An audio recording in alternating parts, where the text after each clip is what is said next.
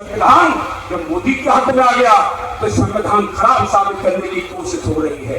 और यही नहीं, ये दो चिंता बाबा साहेब अम्बेडकर की थी, एक चिंता और है, ये बड़ी महत्वपूर्ण है, इसको सुनने की जरूरत है। और ना पसंद आए तो इसको भूल जाना और पसंद ना आए तो उसको करना। क्या कहते हैं बाबा साहेब अम्बेडकर मालूम? प्रत्येक पॉलिटिकल पार्टी क्या करेगी? संविधान कैसे चलना चाहिए, पॉलिटिकल पार्टी क्या करेगी कि जाति और धर्म को देश के ऊपर रखेगी या देश जाति धर्म के ऊपर रहेगा। तो बाबा साहब का क्या कहना है मालूम है? अगर जाति और धर्म संविधान के ऊपर जाएगा, जाति और धर्म संविधान से अगर ऊपर जाएगा तो फिर देश की डेमोक्रेसी है, जिसका प्रजातंत्र है, वो खत्म हो जाएगा। और इस प्रजातंत्र को बचाने के लिए अपनी अंतिम लहू की बूंद अर्पण कर देना, इस प्रजातंत्र को बचाना है। ये बाबा साहेब अम्बेडकर ने कहा, उन्होंने कहा कि इसको बचाने की जरूरत है। और यही नहीं, आगे बढ़कर मैं कहना चाहूंगा, फिर बात आती है कि भारत के संविधान का निर्माता कौन है? भारत के संविधान का निर्माता बी.एन. राव। ये बात आती है। अब मैं आपसे कहूंगा कि बी.एन. राव की बात कहां से पैदा हुई? मैंने फिर खोजा, किताबें खोजी, तो उस किताबों में से क्या निकाल करके लाया हूं। सबसे पहले किसने कहा था कि बी.एन. राव ने लिखा है? सबसे पहले लिखा था अरुण शौरी ने। अरुण शौरी ने एक लेख लिखा था। अरुण शौरी ने कहा कि डॉक्टर अम्बेडकर की जो लोग पूजा कर रहे हैं, ये बिना सोचे समझे पूजा कर रहा है, बिना जांच पड़ताल के पूजा कर रहे हैं। तो कुछ लोगों ने, महाराष्ट्र के लोगों ने शौरी जी को बुला करके उनका मुंह काला कर दिया। जब शौरी का मुंह काला हुआ, जैसे ही मुंह काला होता है तो शौरी जी नाराज हो गए। और नाराज होकर के शौरी जी आते हैं, एक किताब लिखते हैं। उस किताब का नाम है द बर्स्टिंग फॉल्स गॉड, झूठे भगवान की पूजा। अम्बेडकर झूठा भगवान है, ये लिखते हैं किताब। और जैसे ही वो किताब लिखी, 640 पेज में किताब लिखी है उन्होंने, और ये किताब लिखी पूरे देश में ऐसे फैल गई। तो हमारे एक कार्यकर्ता थे, उन्होंने एक किताब लिखी इसी के ऊपर, द बर्स्टिंग फॉल्स गॉड, इसके ऊपर एक किताब लिखी। उनका नाम है शिव प्रसाद घुसिया बागी, उत्तर प्रदेश के है। उन्होंने किताब लिखी ढकोर संघ। इसके ऊपर उन्होंने किताब लिखी ढकोर संघ। और ढकोर संघ की जवाब, ढकोर संघ का जवाब पूरी आरएसएस नहीं दे पाई। आरएसएस ने जवाब नहीं दिया इसका। और मैं आपसे कहना चाहता हूँ कि उनके पिताजी, इनके पिताजी है, शौरी जी के पिताजी है श्री शौरी, अंग्रेजों के सचिवालय में ICS थे। और उन्हीं के साथ में ICS थे बी.एन. राव। बी.एन. राव जी के सचिवालय में ICS थे। और यही हुआ।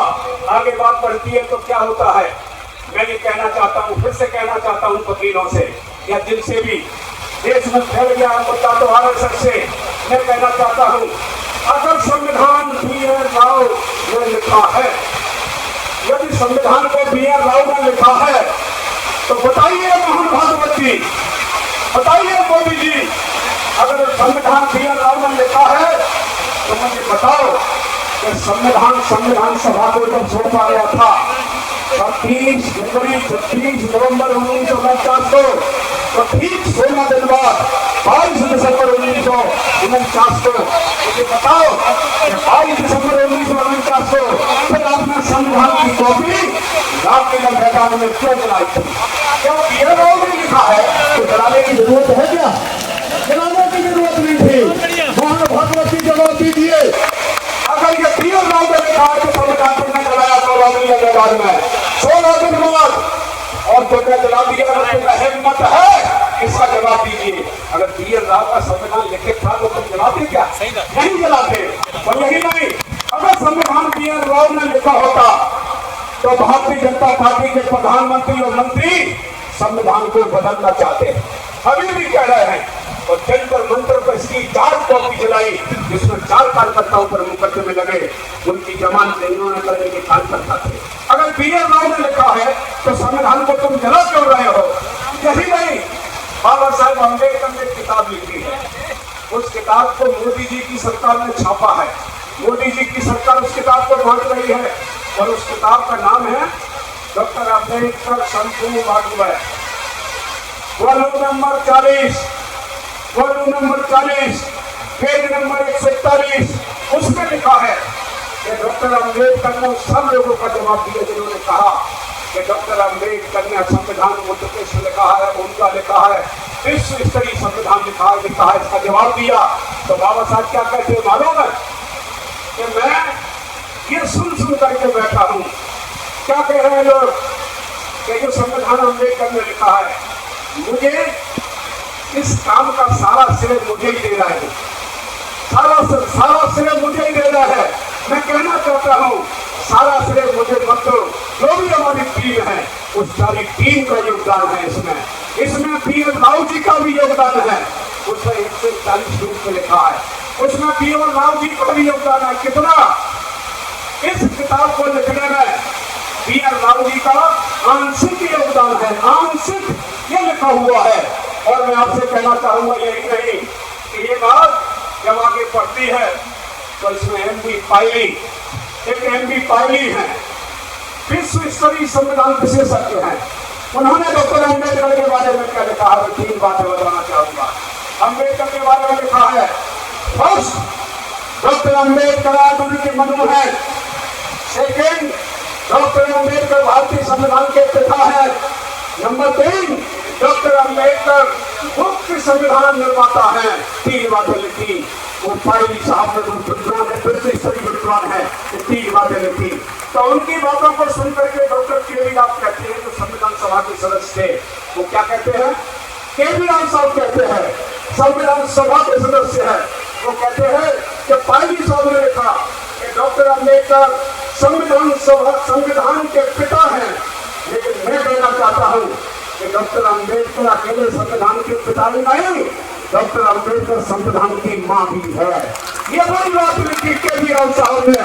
और मैं आपसे कहूंगा, मैं भी कहना चाहता हूँ, मोहन भागवत जी बताइए, मोदी जी बताइए, अगर हिम्मत है तो उत्तर दीजिए, क्या पिता बदला जा सकता है?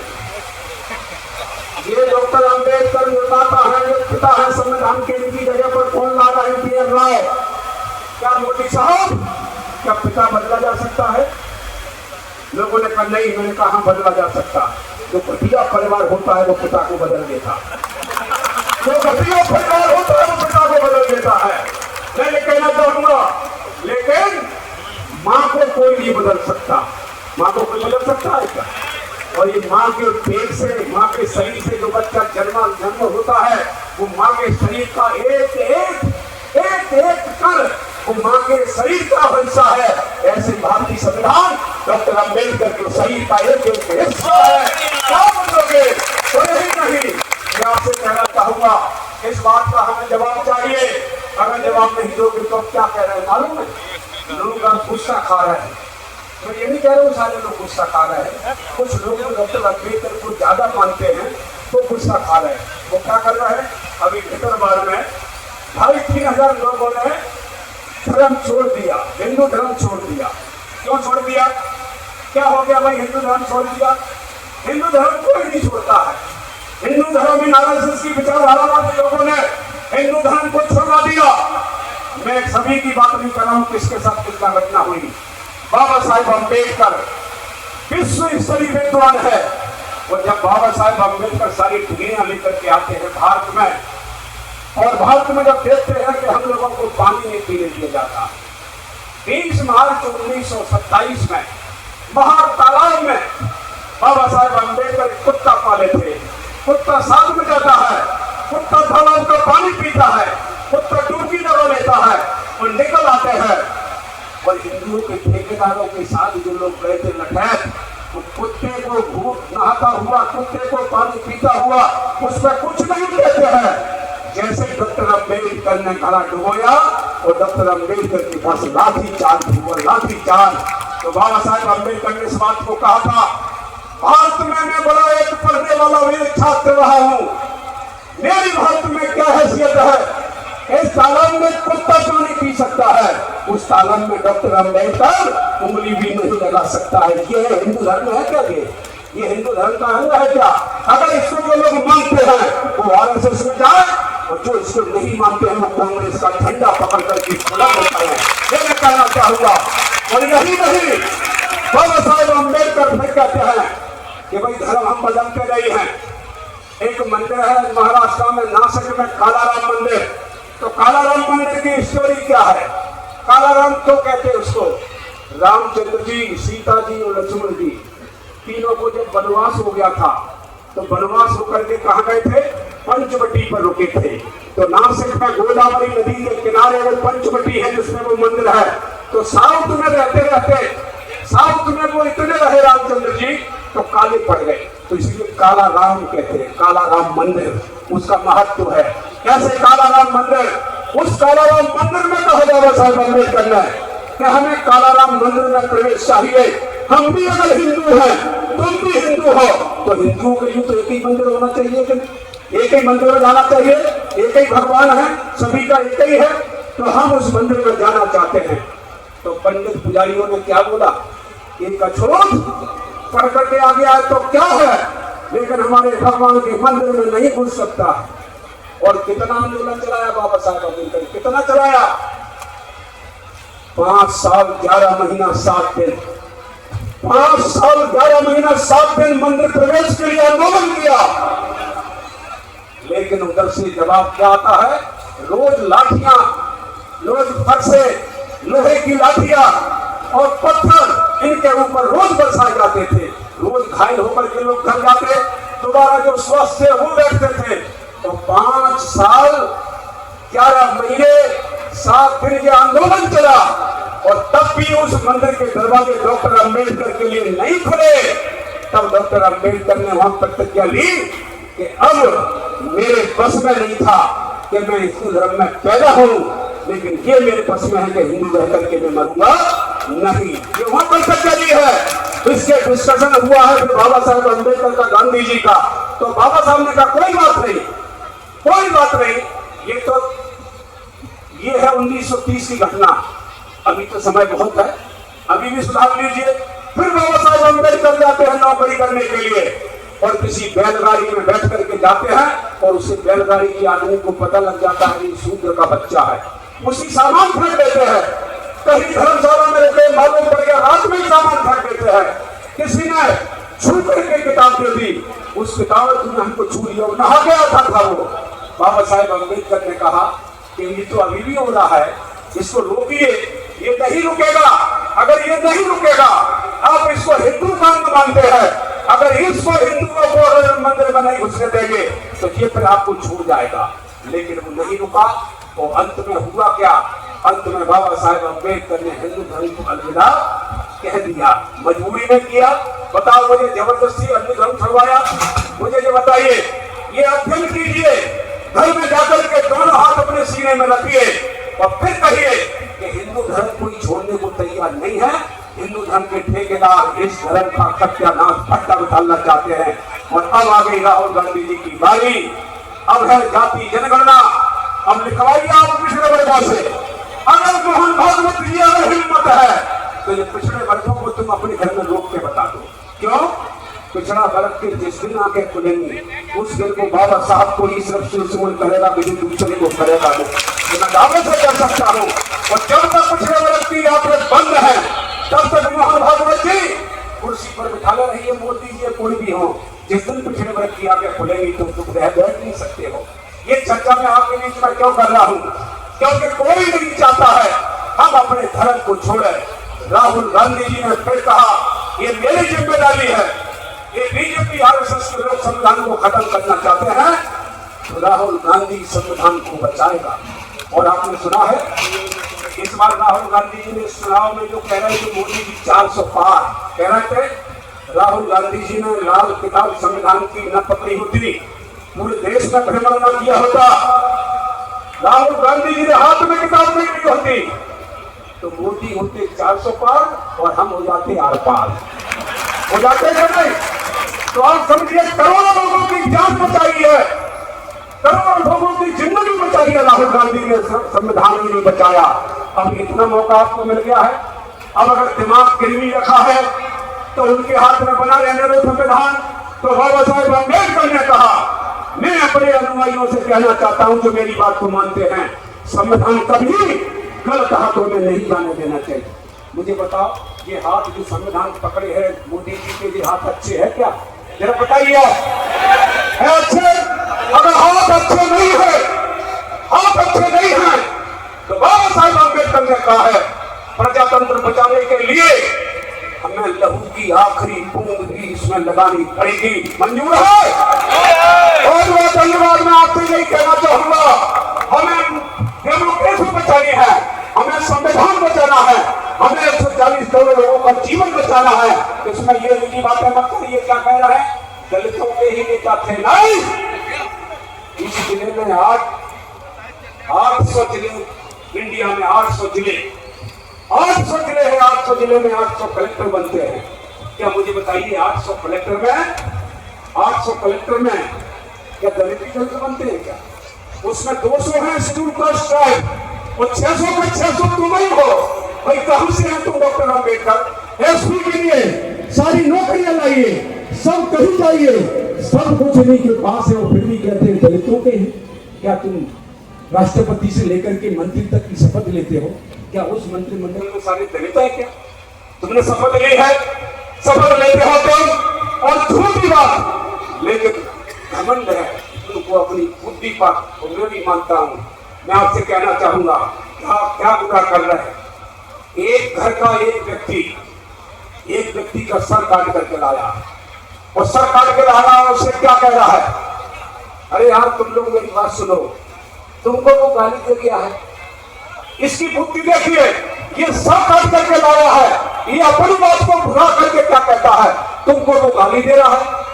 यार हमारा आदमी उसमें आ जाता है कि हाँ हमको गाली दे रहा है, तो हमको गाली दे रहा है, इससे हमें लड़ना है। कोई सर काट ले गया, उसका क्या करना है? इतना इनकी बुद्धि चलती है, और इनकी बुद्धि से लड़ने वाला, जीतने वाला आज की तारीख में, मैं आपसे कहना चाहूंगा, आज की तारीख में अगर इनसे लड़ना है तो मैं आपको कह देना चाहता हूं, हो सकता है आज ये बात गलत हो, अगली लड़ाई किसके बीच में है? अगली लड़ाई कांग्रेस और भाजपा के बीच में नहीं है, अगली लड़ाई कांग्रेस भाजपा के बीच में नहीं है, अगली लड़ाई है भाजपा की विचारधारा और अम्बेडकरवाद के बीच में लड़ाई है। और इस लड़ाई में मुझे बताइए, अम्बेडकर की विचारधारा मजबूत करेंगे तभी हम जीतेंगे। अम्बेडकर की विचारधारा कमजोर पड़ गई तो जीतेंगे क्या? नहीं जीतेंगे। और मैं अपने पार्टी नेतृत्व से कहना चाहूंगा कि इस पर समझौता मत करिए, इस पर समझौता मत कीजिए। आपकी पार्टी के 5 नेता आपकी पार्टी के क्या गुण देते हैं और क्या कहते हैं मालूम है? वो कहते हैं कि डॉक्टर अम्बेडकर ने संविधान नहीं लिखा, राष्ट्रपति महोदय डॉक्टर अम्बेडकर का नाम काटकर पीएल राव का नाम लिखिए और डॉक्टर अम्बेडकर को बिल्कुल हिस्ट्री से बुलाए कीजिए। और कांग्रेस के कार्यकर्ता है, क्या मुझे बताइए, वो कार्यकर्ता क्या उसमें देरी करनी है? क्या उन कार्यकर्ताओं को निकालना नहीं चाहिए? क्या उन कार्यकर्ताओं को बने रहना चाहिए? क्या एक तो उदाहरण बता रहा हूँ, वो अलग बात है हमने कार्रवाई की है, लेकिन घटना को तो शायद हो गए 20-25 दिन। तो मैं ये नहीं कहना चाह रहा कि बात है, ऐसा माहौल बनने से बचाइए। और कांग्रेस पार्टी को जब कोई कहे, मैं नहीं कह रहा हूं कि राहुल गांधी जी नहीं कुछ बनना चाहते हैं, लेकिन बाबा साहेब अम्बेडकर ने कहा है बिना पॉलिटिकल पावर से आप इनसे लड़ ही नहीं सकते। लड़ सकते हैं क्या? मुझे बताओ, आप आवाज उठाओगे, आपके घर में ईडी आ जाएगी, आपके घर में पुलिस आ जाएगी, सीबीआई आ जाएगी। जब सरकार हमारी होगी, हमारी सरकार होगी, तो ये संविधान के बारे में बाबा साहब को जो गाली दे रहे हैं, ये गाली नहीं देंगे, आपके दरवाजे पाकर के कहेंगे हुजूर कोई गलती तो नहीं हमसे बन गई, कहेंगे कि नहीं कहेंगे? इसलिए सत्ता भी हमें चाहिए, और सत्ता हमारे हाथ में रखी है, सत्ता हमारे हाथ में रखी है। मैंने ये बात काफी लोगों से कहा है कि 43 करोड़ लोग हैं SC ST और माइनॉरिटी के, और मोदी को पड़े हैं 23 करोड़ वोट। 23 करोड़ 96 करोड़ वोटों के बीच में कुछ भी नहीं है। 23 करोड़ है क्या? लेकिन हवा उन्होंने ऐसे बना दी है कि मोदी है तो मुमकिन है, मोदी है तो देश है, मोदी है तो वो है। अरे मोदी, तुझे तो 23 करोड़ वोट पड़े, तुझे ज्यादा नहीं पड़े। SC ST और माइनॉरिटी को कई कांग्रेसियों ने गले लगा लिया, उसी दिन तेरा जो फुग्गा है वो फूट जाएगा, फिर कुछ बचाने वाला नहीं है।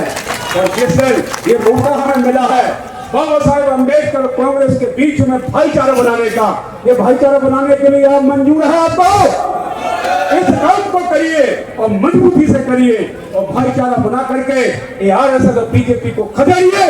अपने 140 करोड़ लोगों का और संविधान का, देश का रक्षा कीजिए।